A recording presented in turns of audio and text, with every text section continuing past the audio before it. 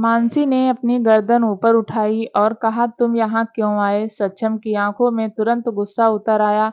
कौन है वह जिसने तुम्हारे साथ मिसबिहेव किया? वह मैं हूँ, एक तेज आवाज उस जगह गूंजी। अंशु सक्षम के बिल्कुल सामने ही खड़ा हुआ था। सक्षम की नजरें उसे देखकर तुरंत सख्त हो गई। उसके आदमी आगे आए और मानसी और सक्षम के आगे घेरा बनाकर खड़े हो गए। मानसी अंशु की आवाज सुनकर सक्षम से अलग हुई। उसने अपना सिर पीट लिया। अब यह यहाँ क्यों आ गया? यह लड़का नहीं जानता कि यह साक्षात अपनी मौत को न्योता दे रहा है। शायद अब इसके जीने की इच्छा खत्म हो चुकी है।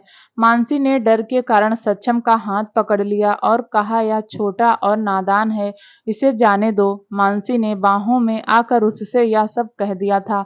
अब भूल जाओ उस बात को। लेकिन सक्षम ने मानसी की बात पर ज्यादा ध्यान नहीं दिया।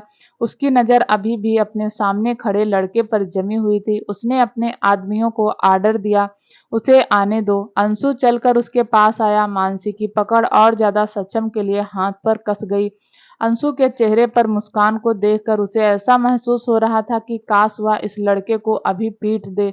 अंशु उनके आगे आकर खड़ा हो गया। उसने एक नजर मानसी पर डाली और एक नजर सक्षम को देखा।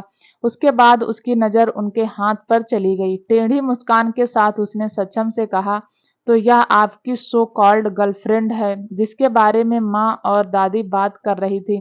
लेकिन आपकी चॉइस कुछ ज्यादा ही कमजोर नहीं है? मैंने तो सोचा था कि आपकी तरह ही डेंजरस होगी, जिसका आपकी तरह ही काली दुनिया से लिंक होगा। लेकिन यह तो फूल की तरह कोमल और नाजुक है, जिसे तोड़ने पर वह मर जाएगी। अंशु ने कहा। सक्षम ने गुस्से से देखा तो अंशु थोड़ा सा शांत हो गया, लेकिन उसने घबराहट अपने चेहरे पर नहीं आने दी और नॉर्मल ही अपनी बात आगे बढ़ाते हुए बोला, सो सॉरी, मैंने आपकी गर्लफ्रेंड के बारे में कड़वे शब्द कहे। मैं तो यह भूल ही गया था कि आप लोगों की जीभ तक कटवाने में माहिर हैं। आशा करता हूँ कि आप मेरी इस गुस्ताखी को माफ करेंगे। आपका भाई होने का कुछ तो मुझे फायदा मिलना चाहिए। सक्षम ने उसकी बातों को तब तक सुना जब तक उसकी सारी बकवास खत्म नहीं हो गई। उसके बाद उसने थोड़ा सख्त लहजे में कहा, माफी मांगो। सक्षम की बात सुनकर अंशु ने अपनी आंखें सिकोड़ते हुए कहा, इस बात का क्या मतलब हुआ? अपनी भाभी से माफी मांगो अभी के अभी, सक्षम ने कहा। उसकी बात सुनकर अंशु की आंखें छोटी हो गई। भाभी? कौन सी भाभी? और मैं इससे क्यों माफी मांगू? तुम्हारे पास सिर्फ 10 सेकंड शुरू होते हैं अब, सक्षम ने कहा और उसके बाद वह अपनी घड़ी को देखने लगा। अंशु ने घूर कर उसे देखा, जैसे तैसे बढ़ती जा रही थी। जब लास्ट 1 सेकंड बच गया तब जाकर उसने अपने मुंह से वह शब्द निकाले, आई एम सॉरी। उसके मुंह से निकला एक एक शब्द नफरत से भरा हुआ था। उसकी बात सुनने के बाद सक्षम ने मानसी की तरफ देखा और कहा, क्या इतना ठीक रहेगा या कुछ और सजा देनी है तुम्हें? तुम बता दो मुझे। मानसी, जो कि उनकी बातें सुनकर अलग ही दुनिया में पहुंच गई थी, सक्षम की आवाज सुनकर ख्यालों से बाहर आई। मानसी को जैसे ही सक्षम की आवाज सुनाई दी, उसने अपनी नजरें घुमाकर उसकी तरफ देखा और पूछा, क्या तुम पहले से जानते हो? सक्षम ने सिर्फ एक शब्द में जवाब दिया, हाँ। मानसी ने एक नजर सक्षम को देखा और दूसरी नजर अंशु को। वह दोनों देखने में बिल्कुल एक जैसे दिखते थे। मानसी को एहसास हुआ कि शायद उसका गला सूख रहा है। उसने सक्षम का हाथ जोर से पकड़ लिया और कहा, अब यह मत कहना कि यह तुम्हारा बेटा है। उसकी यह बात सुनकर अंशु की आंखें लगभग बाहर आ गई थी। उसको उल्टी करने का मन कर रहा था। उसने आज तक इतना भद्दा मजाक नहीं सुना था। उसने मानसी को घूरते हुए कहा, यह क्या बकवास है? मैं और इस आदमी का बेटा? उसने अपनी बात पूरी भी नहीं की थी कि सक्षम ने उसकी बात बीच में काटते हुए कहा, भाई? मानसी ने हैरानी से अपना मुंह खोलते हुए कहा, यह कब बन गया? सक्षम ने जवाब दिया, बना नहीं, माँ ने जन्म दिया है। मुझसे छोटा है। मानसी ने फिर से सवाल किया, लेकिन मैंने पहले इसे क्यों नहीं देखा? सक्षम ने जवाब दिया, यह यहाँ नहीं था। मानसी ने उसे घूर कर कहा, तुमने पहले मुझे क्यों नहीं बताया कि तुम्हारा कोई भाई भी है? इससे पहले कि सक्षम कुछ बोलता, अंशु, जिसको उनकी बातें सुनकर चक्कर आने वाले थे, बीच में बोला, लगता है तुम्हें इनके बारे में बहुत कुछ नहीं पता। उसके बाद उसने सक्षम की तरफ व्यंग भरी मुस्कुराहट दी। सक्षम ने उसे एक वार्निंग लुक दिया। इतने में ही मानसी ने अंशु को उंगली दिखाते हुए कहा, तुम चुप रहो, मैं अपने बेबी से बात कर रही हूँ। मानसी की बात सुनकर अंशु ने उसे खा जाने वाली नजरों से देखा। मानसी ने सक्षम के हाथ को गले लगाया और कहा, बेबी तुम बोलो, मैं अब तुम्हारी ही बात सुनूंगी। बाकी बात बाद में करेंगे। मैं तुम्हें बाद में सब कुछ बताऊंगा। तुम अब जाओ, और अगर कोई तुम्हें दोबारा से परेशान करे तो मुझे कॉल करना, ठीक है? मैं अब चलती हूँ, तुम भी जाओ। यह कहकर उसने सक्षम के गाल पर किस किया और अंशु ने मानसी को किस करते हुए देखा तो उसने तुरंत अपनी गर्दन दूसरी ओर घुमा ली और बोला, डिस्कस्टिंग। मानसी ने वहां से जाने से पहले अंशु को घूरा और उसे जीभ दिखाकर वहां से भाग गई। मानसी के जाने के बाद सक्षम ने अंशु से कहा, उसका ख्याल रखना। अंशु ने चिढ़कर सक्षम की तरफ देखा और कहा, मैं आपकी गर्लफ्रेंड का बॉडीगार्ड नहीं हूँ जो उसका ख्याल रखूंगा।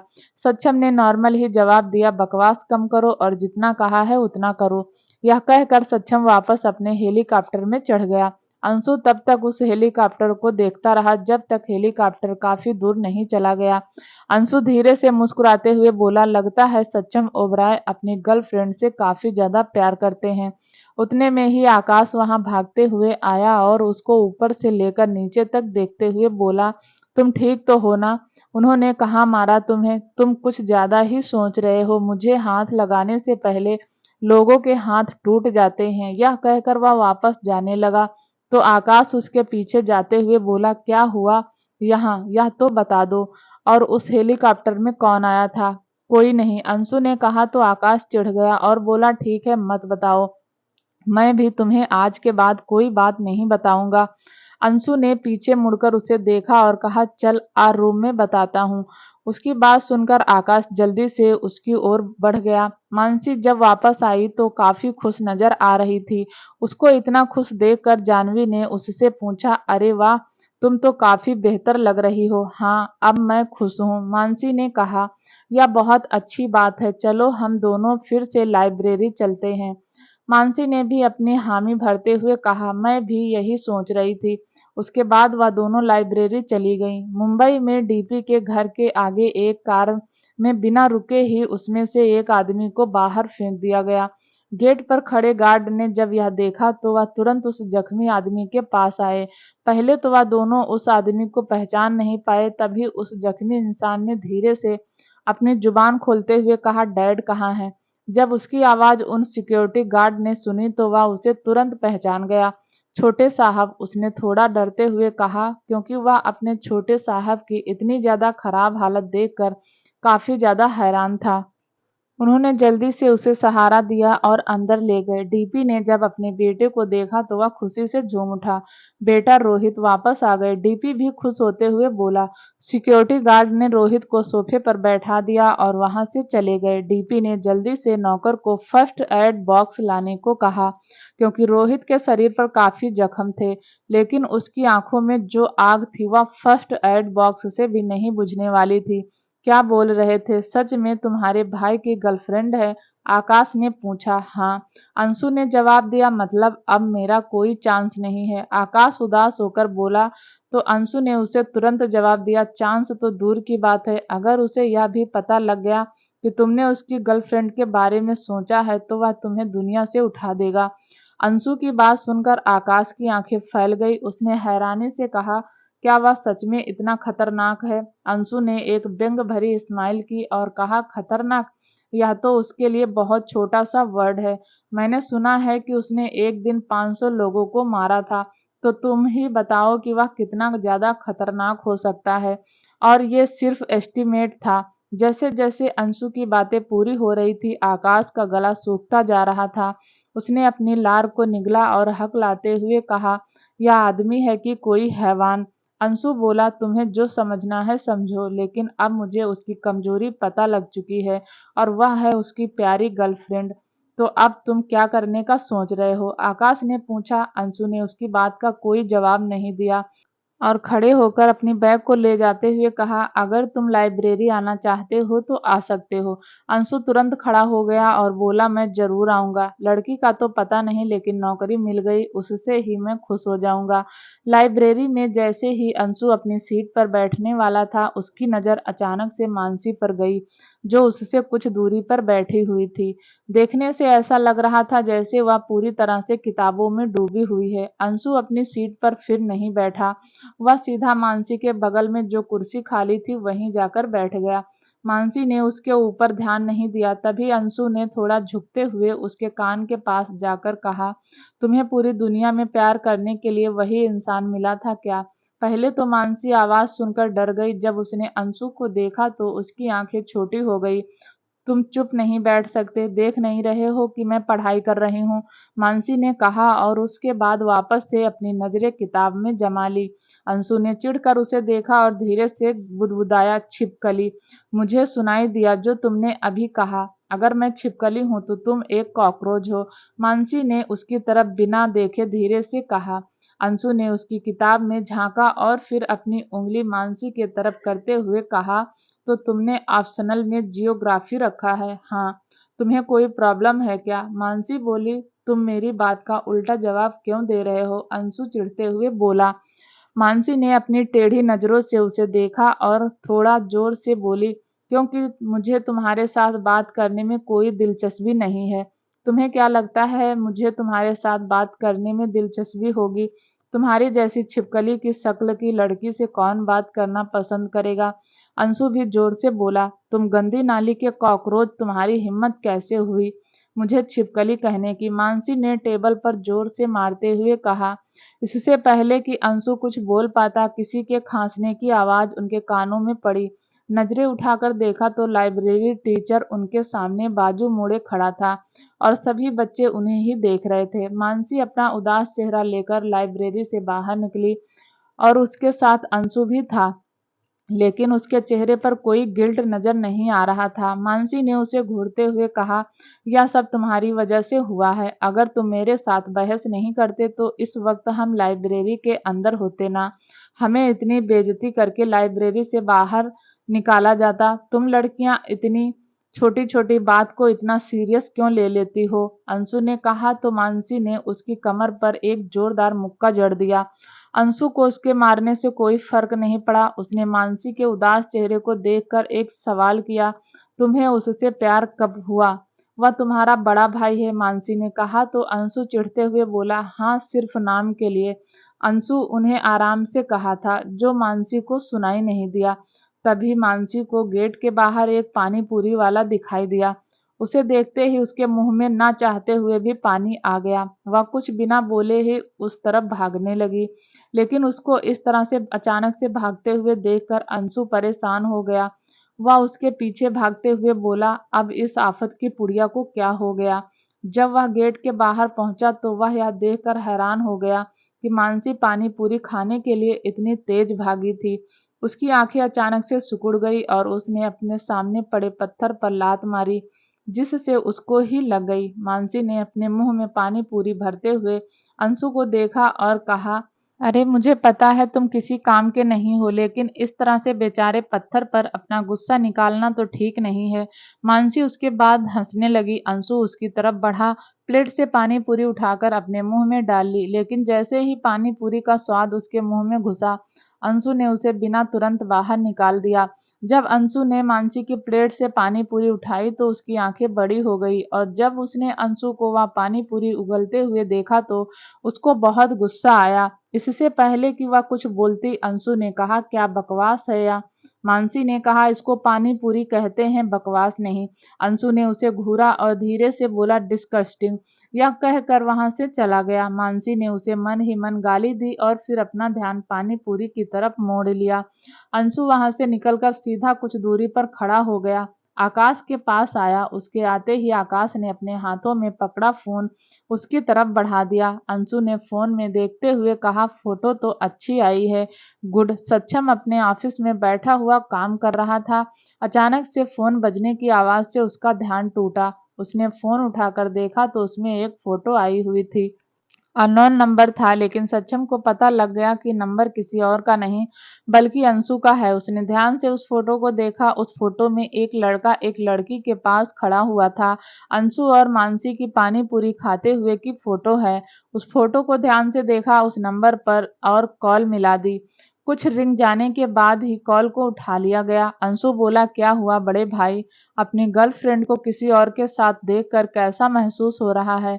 सक्षम ने बिना भाव के कहा, अपने यह बच्चों जैसे खेल खेलना बंद करो, वरना मैं अभी के अभी तुम्हें दिल्ली से वापस बुला लूंगा। अंशु ने अपनी पकड़ फोन पर कसते हुए कहा, मैं आपसे डरता नहीं हूँ। लेकिन सामने से कोई आवाज नहीं आई। अंशु ने कान से फोन हटाकर देखा तो सक्षम कॉल कट चुका था। अंशु ने गुस्से से फोन बेड पर पटक दिया। आकाश ने उसे गुस्से में देखा तो कहा, तुम खुद तो कह रहे थे कि तुम्हारा भाई बहुत खतरनाक है और खुद तुम उसे डरपोक करने की कोशिश कर रहे हो। अंशु ने जवाब दिया, तुम चिंता मत करो, अभी के लिए मुझे कुछ नहीं करेगा। आकाश को कुछ समझ नहीं आया और ना ही फिर उसने उससे दोबारा कुछ पूछा। उसने अपनी किताब उठाई और लाइब्रेरी की ओर बढ़ गया। अंशु ने अपनी आंखें बंद की और बेड पर लेटते हुए बोला, सक्षम ओबराय। उधर सक्षम को मानसी का कॉल आया। सक्षम ने कहा, कैसा गया आज का दिन? मानसी बोली, अच्छा था। सक्षम ने पूछा, क्या खाया आज? मानसी ने थोड़ा सोचा और कहा, कुछ नहीं, बस सादा खाना। उसकी बात सुनकर सक्षम की भौहें तन गई। वह बोला, पानी पूरी सादा खाना होता है? उसकी बात सुनकर मानसी को खांसी आ गई। उसने हैरानी से कहा, क्या तुमने मेरे पीछे सीक्रेट एजेंट लगाए हैं? कुछ ऐसा ही समझ लो। सक्षम ने कहा तो मानसी ने कहा, तुम मेरे साथ ऐसा नहीं कर सकते, मैं कर चुका हूँ। सक्षम ने कहा तो मानसी ने गुस्सा होकर फोन काट दिया। सक्षम ने फिर उसको दोबारा से कॉल की, लेकिन मानसी ने फोन नहीं उठाया। इसी तरह से एक हफ्ता बीत गया। ना ही सक्षम ने ना ही मानसी ने, दोनों में से किसी ने एक दूसरे को कॉल नहीं की। उस रोज मानसी ने अपने हाथ में फोन पकड़ा हुआ था। वह हैरान थी कि सक्षम ने उसे एक हफ्ते तक एक बार भी कॉल नहीं की। वह तो नाराज थी, कम से कम सक्षम को उसे एक बार तो मनाना ही चाहिए था ना। मानसी को समझ में नहीं आ रहा था कि आखिर सक्षम को हो क्या गया है। वह रोज बस इसी इंतजार में रहती थी कि सक्षम आज उसको कॉल ही कर देगा। लेकिन अब पानी सर से ऊपर जा रहा था। मानसी ने फिर गहरी सांस ली और सक्षम को कॉल मिला दी। रिंग जाने से पहले ही फोन कट हो गया। मानसी ने फिर से एक बार उसे कॉल की, लेकिन फिर से ऐसा ही हुआ। एक के बाद एक कॉल करने के बाद हमेशा ही रिंग जाने से पहले कॉल कट हो जा रही थी। मानसी को और चिंता होने लगी थी। उसने मैसेज टाइप किया और सक्षम के नंबर पर सेंड कर दिया, लेकिन फिर भी कोई जवाब नहीं आया। मानसी का दिल अब बहुत ज्यादा घबरा रहा था। उसी तरह एक और हफ्ता खत्म हो गया और सक्षम की खबर नहीं मिली। कल संडे था। मानसी ने तय किया कि वह संडे मुंबई जाएगी। उसने जल्दी से सामान पैक किया और बाहर निकल आई। उसकी दिन की फ्लाइट थी। कुछ ही घंटों में वह मुंबई पहुंच गई।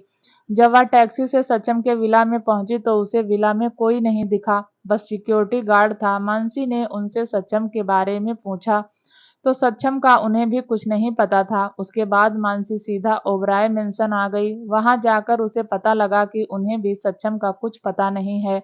मानसी अब परेशान हो गई, लेकिन अब उसे परेशान होने के अलावा कुछ समझ नहीं आया।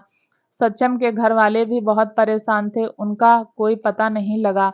अंशु तक भी खबर पहुंच चुकी थी, लेकिन वह यह खबर पाकर खुश था। पर वह यह भी जानता था कि सक्षम को कुछ नहीं हुआ होगा, क्योंकि उसे मारना या किडनैप करना इतना भी आसान नहीं था।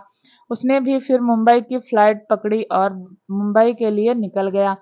अंशु जब घर पहुंचा तो उसने सबको लिविंग रूम में बैठा हुआ देखा। उसकी नजरें सबको क्रॉस करके मानसी पर टिक गईं। मानसी रो रही थी और मिसेज ओबराय उसे चुप करवाने में लगी हुई थी। अंशु के चेहरे पर तीखी मुस्कान आ गई और वह जाकर सोफे पर बैठ गया। उसकी दादी ने उसे देखा तो बोली, आ गए तुम? अभी तक भी सक्षम का कुछ पता नहीं लगा है और इस लड़की ने तो रो रो कर बुरा हाल कर लिया है। चुप होने का नाम ही नहीं ले रही है। हम इसको समझा समझा कर थक भी गए हैं। उसने ऐसे पहले भी बहुत बार किया है। वह इस तरह से पहले भी गायब हो चुका है, लेकिन यह मानने को तैयार ही नहीं है। अंशु ने एक नज़र मानसी पर डाली और कहा, इसमें रोने की क्या बात है? गलती तो सब तुम्हारी है जो तुमने उसको चुना। अब उस इंसान का क्या भरोसा, कब वह तुम्हें छोड़कर चला जाए। आज तुम ही देखो ना, वह अचानक से गायब हो गया और उसने तुम्हें बताया तक नहीं। मुझे तो उसके ऊपर शक है कि वह कहीं किसी और लड़की के साथ तो। अंशु इतना ही बोल पाया था कि मिसेज ओबराय ने चिल्लाकर कहा, अंशु तुम यह कैसी बातें कर रहे हो? वह तुम्हारा भाई है। मानसी ने अंशु की बात पर कोई रिस्पॉन्स नहीं दिया। वह जानती थी कि सक्षम उसे धोखा तो कभी नहीं देगा, लेकिन अंशु को अभी कहाँ शांति मिली थी। वह तो और ज्यादा सक्षम की इंसल्ट करना चाहता था, ताकि वह अपने दिल की खटास को कम कर सके। उसने फिर से अपना मुंह खोला और कहा, मानसी, मुझे ऐसा लगता है सक्षम की कोई दूसरी गर्लफ्रेंड है और वह शायद प्रेग्नेंट हो चुकी है और अब सक्षम उसके साथ भाग गया है। अंशु की बात सुनकर मानसी ने अपनी खा जाने वाली आंखों से उसे घूरा। अंशु उसे देखकर टेढ़ी स्माइल कर रहा था। मानसी ने इस बार अपना मुंह खोला और कहा, वह तुम्हारी तरह नहीं है। अंशु बोला, वह मेरी तरह कभी बन भी नहीं सकता। दादी ने उसके बीच बहस होते हुए देखी तो वह अंशु को डांटते हुए बोली, अंशु बेटा, तुम यह क्या कर रहे हो? पहले ही वह इतनी परेशान है और ऊपर से तुम उसको और ज्यादा परेशान कर रहे हो। अंशु ने उनकी बात का जवाब देते हुए कहा, दादी, आप अपने पोते को ठीक से नहीं जानती हैं। वह एक नंबर का बेकार, घटिया और हार्टलेस इंसान है, जो इस दुनिया में सिर्फ अत्याचार पैदा करने के लिए पैदा हुआ है। मानसी को अब अंशु के ऊपर गुस्सा आने लगा था। उसने अंशु से कहा, बस करो। तभी लिविंग एरिया में एक आवाज गूंजी, मानसी। मानसी ने तुरंत इस आवाज की दिशा में देखा। वह उस आवाज को अच्छे से पहचानती थी। जैसे उसने सक्षम को कुछ दूरी पर खड़े हुए देखा तो उसकी आंखों में तुरंत चमक आ गई। वह खड़ी होकर सक्षम की तरफ दौड़ते हुए गई और जाकर उससे चिपक गई। सक्षम ने प्यार से उसके बालों को सहलाया, लेकिन उसने कुछ नहीं कहा। सक्षम की माँ और दादी भी उसे देखकर खड़ी हो गई। वह मानसी की तरह ज्यादा घबराई तो नहीं थी, लेकिन फिर भी कहीं न कहीं वह दोनों थोड़ी डरी हुई थी। वही अंशु सक्षम को विला में देखकर खुश नहीं था। वह सक्षम की और ज्यादा बेइज्जती करना चाहता था। सक्षम ने सबकी तरफ अपनी नजरें घुमाई और कहा, मैं ठीक हूँ। अंशु ने तुरंत उसकी बात पर रिएक्ट करते हुए धीरे से कहा, पूछा ही किसने है? सक्षम ने एक नजर अंशु को देखा। वह कुछ बोलना चाह रहा था, लेकिन जब उसने मानसी को और ज्यादा जोर से रोते हुए देखा तो उसका ध्यान उसकी तरफ शिफ्ट हो गया। उसने मानसी के सर के पीछे अपना हाथ रखा और थपथपाते हुए कहा, तुम रो क्यों रही हो? मैं बस काम से देश के बाहर गया था। मानसी को उसकी बात सुनकर गुस्सा आ गया। उसने अपनी लाल आंखों से अपनी गर्दन उठाकर उसे देखा और कहा, तुम कितने बुरे हो। एक बार कॉल नहीं कर सकते थे? तुम्हें पता भी है मैं कितनी डर गई थी। मिसेज ओबराय ने सक्षम से थोड़ा गुस्से से कहा, बेटा, यह क्या है? जैसा तुम हमारे साथ करते थे वैसा मानसी के साथ नहीं कर सकते। अब तुम्हें पूरी जिंदगी एक साथ रहना है। इस तरह से उसे बिना बताए गायब होना ठीक बात नहीं है। सक्षम ने धीरे से उसको खुद से दूर किया और उसका हाथ पकड़कर कहा, चलो घर चलते हैं। अंशु को उनका प्यार हजम नहीं हो रहा था। खासकर सक्षम का जल्दी से खड़ा हुआ और अपनी माँ और दादी की तरफ देखकर बोला, मुझे भूख लगी है। अगर आपका अपने बड़े बेटे को देखना हो गया हो तो मुझ पर भी थोड़ा ध्यान दो। सक्षम की माँ ने उसकी बात सुनकर कहा, आओ मैं तुम्हारे लिए खाना लगाती हूँ। सक्षम मानसी को लेकर वहां से निकल गया। कार में मानसी अभी भी सक्षम के गले लगी हुई थी। सक्षम ने एक गहरी सांस ली और कहा, क्या तुम डर गई थी? मानसी ने सक्षम के चेस्ट पर मारते हुए कहा, तुम बुरे हो। सक्षम बोला, मैं जानता हूँ। उसके बाद उसने मानसी को कसकर पकड़ लिया। रात के समय में मानसी सक्षम की बाहों में थी। उसने सक्षम की शर्ट के बटन खोलते हुए कहा, वादा करो आज के बाद तुम कभी भी इस तरह से नहीं जाओगे। सक्षम बोला, वादा रहा। उसकी बात सुनकर मानसी ने सुकून से अपनी आंखें बंद कर दी। सक्षम काफी देर तक उसे देखता रहा, फिर उसके माथे पर किस करके अपनी आंखें बंद कर ली। सुबह मानसी वापस दिल्ली के लिए निकल गई। मानसी दिल्ली पहुंचकर अपनी पढ़ाई में बिजी हो गई और अंशु फिर उसे ज्यादा परेशान नहीं किया, क्योंकि वह खुद भी पढ़ाई में दिन रात एक कर रहा था। वह एक साल में टेस्ट क्वालिफाई करने की पूरी कोशिश कर रहा था। एक रोज मानसी लाइब्रेरी में थी और उससे कुछ दूरी पर अंशु बैठा हुआ था। अनु वहां आई और जाकर अंशु के पास बैठ गई। वह उसे रिझाने की कोशिश कर रही थी और जितना हो सके उतना उससे बात करने की कोशिश कर रही थी। अंशु, क्या तुम यह मुझे बता सकते हो? मुझे यह समझ में नहीं आ रहा है। यह काफी ज्यादा कठिन है, लेकिन तुम्हें तो आता ही होगा। अंशु ने एक नज़र उसके पूछे गए सवाल पर डाली और कहा, बेशक मुझे आता है, लेकिन मेरा मूड नहीं है तुम्हें बताने का। यह कहकर उसने अपनी गर्दन वापस से अपनी बुक की ओर डाली। अनु को उसकी बात सुनकर काफ़ी ज़्यादा शर्मिंदगी महसूस हुई। उसके साथ आज तक किसी ने भी ऐसी बात नहीं की थी। उसने तो सिर्फ़ आराम से अंशु से सवाल पूछा था, लेकिन अंशु ने उसकी बेइज़्ज़ती काफ़ी ऊँची आवाज़ में की थी, जिससे आस-पास के बच्चे भी उसे देखने लगे थे। मानसी के पास बैठी जाह्नवी तो अनु को देखकर अपने दाँत दिखा रही थी, जिससे अनु काफ़ी ज़्यादा चिढ़ गई थी। लेकिन मानसी ने एक बार भी अपनी गर्दन ऊपर नहीं उठाई। वह बस अपनी किताब में घुसी हुई थी। अंशु ने एक नज़र मानसी पर डाली और अनु से कहा, "अगर मानसी कहेगी तो मैं तुम्हें यह सवाल समझा दूँगा।" यह कहकर वह मानसी को मुस्कुराकर देखने लगा। मानसी का नाम सुनकर अनु बुरी तरह से जल उठी और वहीं जाह्नवी ने मानसी को कोहनी मारते हुए कहा, "लगता है ओबराय साहब तुमसे काफ़ी ज़्यादा इंटरेस्ट है।" मानसी ने इस बार अपनी नज़रें ऊपर उठाई। उसने अंशु से कुछ नहीं कहा। वह खड़ी हुई और उसने सीधा जाकर लाइब्रेरी टीचर से अंशु की शिकायत की। उसने कहा, "सर, अंशु ओबराय लाइब्रेरी की शांति भंग कर रहे हैं।" मानसी के कहने पर अंशु को लाइब्रेरी से बाहर निकाल दिया गया। बाहर आते ही अपने पैर जमीन पर गुस्से से पटके और कहा, "इस लड़की को तो मैं देख लूँगा।" अंदर जाह्नवी ने मानसी से नाराज़गी से कहा, "तुमने हैंडसम हंक के साथ अच्छा नहीं किया।" जाह्नवी को घूरा और धीरे से बोली, "अगर तुम चुप नहीं हुई तो मैं तुम्हें उस हैंडसम हंक के पास भेज दूँगी।" उसकी बात सुनकर जाह्नवी ने तुरंत अपने मुँह पर उँगली रख दी। अनु वहाँ से खड़ी हुई और धीरे कदमों से बाहर निकल गई। रात के समय अनु देरी से रूम में आई, तब तक मानसी और जाह्नवी सो चुके थे। जब मानसी और जाह्नवी सुबह सोकर उठे तो अनु अपना सामान पैक कर रही थी। जाह्नवी ने उससे हैरानी से कहा, "तुम कहाँ जा रही हो?" "मैं अब तुम दोनों के साथ नहीं रहूँगी, मैं दूसरी लड़की के साथ शिफ्ट हो रही हूँ। तुम्हारे साथ अब उसके रूममेट आकर रहेगी।" यह कहकर वहाँ से अपना सामान लेकर चली गई। जाह्नवी ने मानसी की तरफ देखा तो मानसी ने अपने कंधे उचका दी। उसी वक्त दरवाजे पर दस्तक हुई। मानसी और जाह्नवी ने उस तरफ देखा तो वहाँ एक लड़की खड़ी थी। उस लड़की ने अपनी आँखों में नज़र का चश्मा चढ़ाया हुआ था। देखने में वह किसी फूल सी कोमल थी। उसकी आँखें बहुत सुंदर थीं, जो उसके चश्मे की वजह से ढकी हुई थी। मानसी उसे देखकर ही समझ गई कि हो न हो यह लड़की काफ़ी ज़्यादा इंटेलिजेंट है। उस लड़की ने मानसी और जाह्नवी पर एक-एक करके नज़र डाली और फिर अंदर आ गई। उसने प्यार से पूछा, "मेरी जगह कहाँ है?" मानसी ने दूसरी तरफ इशारा करते हुए कहा, "वहाँ।"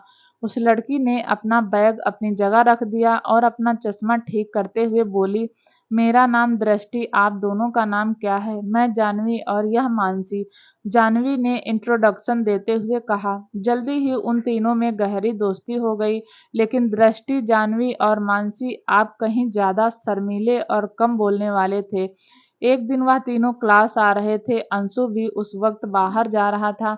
जैसे उसने मानसी को अंदर आते हुए देखा तो उसको वह दिन याद आ गया, जब मानसी ने उसे लाइब्रेरी से बाहर निकलवाया था।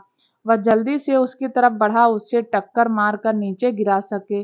लेकिन जैसे ही वह मानसी को टक्कर मारने वाला था, उसके सामने दृष्टि आ गई और उसने गलती से दृष्टि को टक्कर मार दी। दृष्टि धड़ाम से नीचे जमीन पर गिर गई। उसका चश्मा भी नीचे जमीन पर गिर गया। मानसी ने जब उसको इस तरह से देखा तो उसने जल्दी से उसे खड़े होने में मदद की और उसका चश्मा उठाकर उसकी आंखों पर लगा दिया।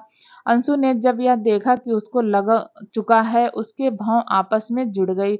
मानसी ने घूरकर अंशु को देखा और कहा, "अंधे हो क्या?" "हाँ," अंशु बोला।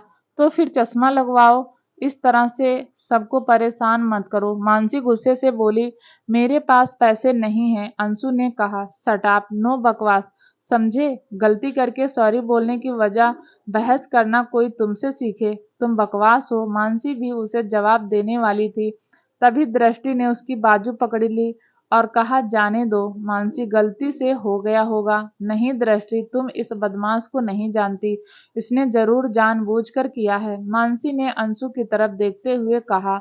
उसके बाद उसने अंशु से कहा, "माफी मांगो।" "मैं नहीं मांगने वाला।" अंशु ने साफ मना कर दिया। "तुम एक नंबर के घटिया इंसान हो। अपनी गलती की माफी मांगने की वजह तुम बहस कर रहे हो। मैंने कोई गलती नहीं की है।" अंशु ने बड़े आराम से कहा। परेशान होकर दृष्टि ने मानसी को खींचते हुए कहा, मानसी चलो यहाँ से, मुझे माफ़ी नहीं चाहिए। मानसी ने जाते हुए अंशु को उंगली दिखाते हुए कहा, माफ़ी तो तुम्हें मांगनी ही होगी। अंशु उसकी बात सुनकर मुस्कुरा दिया। अंशु ने फिर से मानसी को परेशान करने का दोबारा से सोचा, इसलिए वह जाकर मानसी के बगल में बैठ गया। मानसी ने उसे फिर से देखा तो वह बहुत ज्यादा चिढ़ गई। क्लास शुरू हुई। मानसी का पूरा ध्यान क्लास में था, लेकिन अंशु कभी उसके पैर पर अपना पैर मारता तो कभी उसकी कोहनी पर अपनी कोहनी। मानसी का मन हो रहा था कि वह अंशु के एक झापड़ खींचकर मारे, लेकिन उसने खुद को जैसे तैसे कंट्रोल किया, क्योंकि वह क्लास में यह सब नहीं कर सकती थी। लेकिन जैसे ही क्लास खत्म हुई, मानसी ने गुस्से से अंशु का कॉलर पकड़ लिया। यह तुम क्या कर रही हो? अंशु ने चौंकने का नाटक करते हुए कहा। तो मानसी को और भी ज्यादा गुस्सा आ गया। उसने गुस्से से उसे आगे पीछे हिलाते हुए कहा, तुम आखिर खुद को समझते क्या हो? जब चाहे किसी को धक्का दिया, जब चाहे किसी को परेशान किया और जब चाहे अपनी गलती से पलट गए। अरे यह तुम क्या बोलने जा रही हो? क्या तुम्हारे दिमाग की मेंटल हालत ठीक नहीं है? देखो, अगर ऐसा है तो मैं अभी किसी को बुलाता हूँ जो तुम्हें मेंटल हॉस्पिटल छोड़ सके। अंशु ने यह कहते हुए एक डेविल स्माइल की। वह मानसी को और ज्यादा भड़काना चाहता था, लेकिन मानसी को पता नहीं क्या हुआ और उसने एकदम से अंशु को छोड़ दिया। अंशु को भी यह देखकर हैरानी हुई। फिर उसने मानसी की नजरों का पीछा किया। उसे फिर कुछ दूरी पर खड़ा हुआ सक्षम दिखाई दिया, जो अब उनकी ही तरफ चलकर आ रहा था। सक्षम के चेहरे पर इस वक्त कोई एक्सप्रेशन नहीं थे, लेकिन मानसी उसे देखकर ही समझ गई कि हो ना हो सक्षम थोड़ा नाराज था। जब सक्षम फाइनली उसके पास पहुंच गया तो मानसी अपने ख्यालों से बाहर आई। उसने ऑब्जर्व जब किया तो उसकी नजर इस वक्त सक्षम पर थी। लड़कियां उसे देखकर एक दूसरे के कान में कुछ फुसफुसा रही थी। तुम्हारी गुंडागर्दी खत्म हो गई हो तो मेरे साथ चलो, सक्षम ने काफी रूड तरीके से कहा। मानसी ने अपनी गर्दन हिलाई और जाकर सक्षम का हाथ पकड़ लिया। चलो, वह बोली। सक्षम ने जाने से पहले एक बार अंशु को देखा और कहा, अपना सामान पैक करो। मैं क्यों? अंशु इतना ही बोल पाया था कि सक्षम दोबारा से बोला, जितना कहा है उतना करो। अंशु की भौं आपस में जुड़ गई। वह सक्षम से कुछ कहना चाहता था, लेकिन सक्षम तब तक मानसी को लेकर वहां से जा चुका था। अंशु काफी ज्यादा परेशान हो गया। वह इस तरह से अपनी पढ़ाई बीच में छोड़कर नहीं जाना चाहता था। प्री एग्जाम को सिर्फ 1 महीना बचा हुआ था। यह सोचकर उसके कदम फिर उस तरफ बढ़ गए जिस तरफ सक्षम मानसी को लेकर गया था। कुछ दूर जाकर उसे मानसी और सक्षम नजर आ गए। देखकर ऐसा लग रहा था जैसे सक्षम मानसी को कुछ समझा रहा हो और मानसी उसकी बात अपनी गर्दन नीचे झुकाकर किसी छोटे बच्चे के जैसे सुन रही थी। क्या जिस तरह की तुम्हारी हरकतें हैं उस तरह से तुम ऑफिसर बनने के काबिल हो? सक्षम ने मानसी को डांटते हुए कहा। मानसी जानती थी कि शायद वह कहीं न कहीं गलत कर रही थी। उसे आगे जाकर एक ऑफिसर बनना है और इस तरह का अभद्र व्यवहार उसके लिए बिल्कुल भी ठीक नहीं है। यह सब सोचकर उसका चेहरा उदास हो गया। मानसी ने थोड़ा उदास होकर कहा, वह मुझे परेशान कर रहा था। उसको उदास देखकर सक्षम ने उसे खुद के करीब खींचा और कहा, वैसे तो तुम्हें किसी से भी डरने की जरूरत नहीं है, क्योंकि मेरे होते हुए तुम्हारा कोई कुछ नहीं बिगाड़ सकता और वह तुम्हें इसलिए परेशान करता है ताकि वह असल में मुझे परेशान कर सके। उसे अब मैं अपने तरीके से हैंडल कर लूंगा। लेकिन अगर तुम्हें अपने सपने को ईमानदार तरीके से पूरा करना है तो तुम्हें उसके लायक बनना होगा। अपने आप को संयम में रखना होगा और दिमाग से सब फैसले लेने होंगे। पर्सनालिटी टेस्ट में यही सब जाना जाता है। तभी मैं तुमसे कह रहा था कि तुम मेरी कंपनी में काम करो। वहां तुम्हें किसी से डरने की कोई जरूरत नहीं होगी और ना ही तुम पर कोई रोक टोक नहीं।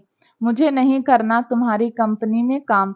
मानसी ने कहा तो सक्षम की आंखें सिकुड़ गई। वह जानता था कि यह लड़की कभी उसकी बात नहीं मानेगी, इसलिए उसने कहा, ठीक है, लेकिन आगे से ध्यान रखना और अगर अब तुम्हें कोई परेशान करे तो उसके लिए मैं तुम्हें ट्रेंड करूंगा कि उसे कैसे सबक सिखाना है, क्योंकि सिविल सर्विस की किसी भी जॉब में तुम डायरेक्ट वायलेट नहीं हो सकती। यह शांति की जॉब होती है जिसे दिमाग से हैंडल किया जाता है। पर्सनल टेस्ट में यही सब देखा जाता है कि आपके अंदर कितना संयम है। सक्षम की बात सुनकर मानसी के दिमाग के ताले खुले। सक्षम सच कह रहा था। मान लिया कि अगर उसने टेस्ट पास कर भी लिया तो क्या होगा अगर वह अपनी बच्चे जैसी हरकतों की वजह से पर्सनालिटी की टेस्ट से बाहर हो जाए तो क्या होगा? मानसी ने सक्षम की तरफ देखा और कहा, क्या मैं ठीक नहीं हूँ? तुम्हें नहीं लगता कि मैं यह टेस्ट पास कर पाऊंगी? तुम्हें बस खुद को थोड़ा बदलना होगा, सक्षम ने कहा। इतने में ही अंशु भी वहां आ गया। मैं यहाँ से कहीं नहीं जाऊंगा, अंशु ने सक्षम को घूरते हुए कहा। सक्षम ने उससे कुछ नहीं कहा। उसने फिर से मानसी को पकड़ा और उसे वहां से लेकर जाने लगा। अंशु को सक्षम के ऊपर काफी ज्यादा गुस्सा आ रहा था। सक्षम उसे कब से इग्नोर करने की कोशिश कर रहा था। उधर मानसी भी हैरान थी कि आखिर सक्षम उसे कहाँ लेकर जा रहा है। उसने कहा, सक्षम हम कहाँ जा रहे हैं? इतने में ही एक अनाउंसमेंट हुई जो इस तरह से थी। महामारी के बढ़ते मामलों को देखते हुए अब से आप सबको ऑनलाइन कोचिंग दी जाएगी। सरकार के निर्देशों के अनुसार अब सब कोचिंग सेंटर को बंद रखने का निर्णय लिया गया है। वैसे भी आप सबका ऑलमोस्ट सारा सिलेबस हो चुका है और बाकी का रहा हुआ सिलेबस आपको ऑनलाइन कवर करवा दिया जाएगा। हम आपके उज्जवल भविष्य की कामना करते हैं। धन्यवाद। सब ने यह अनाउंसमेंट सुना। कुछ तो इस अनाउंसमेंट को सुनकर खुश हो गए और कुछ दुखी। मानसी के चेहरे पर मिले जुले एक्सप्रेशन थे। वह दुख इस बात से थी कि अब उसको यहाँ से जाना पड़ेगा और खुशी इस बात से थी कि वह सक्षम के साथ रहेगी। सक्षम और वह बाहर की तरफ जा रहे थे कि मानसी ने उसे रोकते हुए कहा, अरे रुको तो, मुझे कम से कम अपना सामान तो लेने दो। उसकी बात सुनकर सक्षम रुक गया। उसने अपनी गर्दन मानसी की तरफ घुमाई और कहा, जल्दी करना। मानसी अपने रूम की तरफ जाते हुए धीरे से बुदबुदाई, पता नहीं सक्षम को क्या हो गया है, इतनी जल्दी कहाँ की पड़ी हुई है। पहले तो ऐसा कभी नहीं करता था। जब वह अपने रूम में पहुंची तो उसने देखा जानवी और दृष्टि आपस में बात कर रही हैं। मानसी तुरंत जाकर अपने बिस्तर पर लेट गई और बोली, मुझे इन सब की बहुत याद आएगी। और हमारी? दृष्टि और जानवी ने एक साथ पूछा। तुम दोनों की तो सबसे ज्यादा, लेकिन तुमसे तो मैं फोन पर बात करती रहूंगी, मानसी ने कहा। उसकी बात सुनकर दृष्टि और जानवी मुस्कुरा दी और उसके गले लग गई। इतने दिनों में वह काफी अच्छी दोस्त बन चुकी थी। अचानक से दृष्टि को कुछ याद आया और उसने मानसी से पूछा, मानसी जो वह आदमी तुम्हें अपने साथ लेकर गया था, क्या तुम्हारा बॉयफ्रेंड है? मानसी को याद आया कि जब सक्षम वहां आया था तो दृष्टि भी उसी के साथ ही थी, लेकिन सक्षम के कारण वह उसे तो भूल ही गई थी। उसने अपना सर खुजाते हुए जवाब दिया, हाँ, तुमने सही कहा। तो फिर वह क्या अंशु को पहले से जानता है? दृष्टि ने दोबारा से पूछा। वह दुष्ट उसका छोटा भाई है, मानसी ने कहा। तो जानवी और दृष्टि का मुंह खुला का खुला रह गया। क्या उन दोनों ने चौंकते हुए कहा, हाँ, बदकिस्मती से वह उसका ही भाई है, मानसी ने लाचारी से कहा। उसके बाद वह अपना सामान पैक करने लगी। मतलब तुम ओबराय खानदान के बड़े बेटे की गर्लफ्रेंड हो? यार वह कितना हैंडसम है। क्या तुम मुझे उससे दोबारा मिलवा सकती हो? दृष्टि ने सक्षम का चेहरा इमेजिन करते हुए कहा। जानवी उस वक्त उसके साथ नहीं थी। उसने एक्साइटमेंट के कारण कहा, मुझे भी उसे देखना है।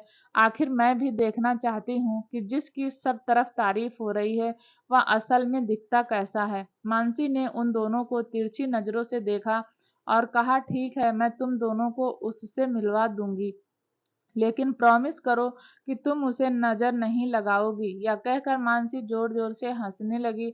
जब वह तीनों बाहर आई तो सक्षम अपनी कार के सहारे टिक कर खड़ा हुआ था। उसकी कार के पीछे कार्तिक, जिसके पास रेबल खड़ा हुआ था। रेबल की नजरों ने जैसे ही मानसी को देखा उसकी आंखें छोटी हो गई। उसने मन ही मन उसे चुड़ैल कहा। उधर मानसी ने सक्षम की तरफ इशारा करते हुए कहा, यह रहा मेरा प्यार। जैसे ही जानवी ने सक्षम को देखा वह पागल ही हो गई थी। सक्षम ने अपनी नजरें नीचे की हुई थी और वह फोन में कुछ देख रहा था।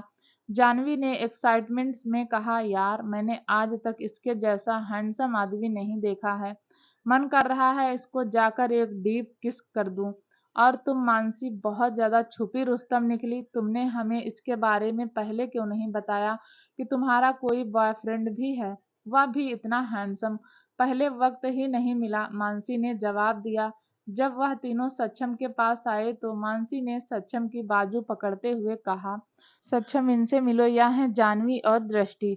सक्षम ने अपनी नजरें उठाकर मानसी को देखा, बस अपनी गर्दन हिलाई, लेकिन जानवी की नजर बस उस पर टिकी हुई थी। लेकिन तभी जानवी का फोन बजा। फोन पर बात करने के बाद जानवी ने कहा, ठीक है, मैं चलती हूँ।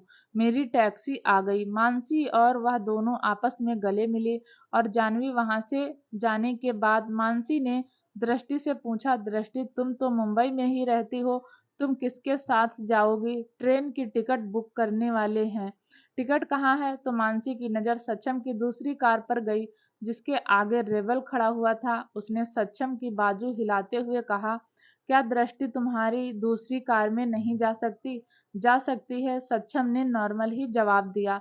मानसी ने खुश होकर सक्षम के गाल पर किस किया और कहा, तुम बहुत अच्छे हो। उसके बाद उसने दृष्टि से कहा, सुन लिया ना तुमने, अब तुम हमारे साथ जाओगी। लेकिन दृष्टि जैसे कुछ बोलने वाली थी, मानसी ने उसका हाथ पकड़ लिया और उसे जाकर दूसरी कार में बैठा दिया। दोस्तों, आगे की कहानी सुनने के लिए प्लीज चैनल को लाइक, शेयर, सब्सक्राइब जरूर करें, ताकि जब भी हम वीडियो डालें आपको नोटिफिकेशन तुरंत मिले। तब तक के लिए नमस्कार, धन्यवाद।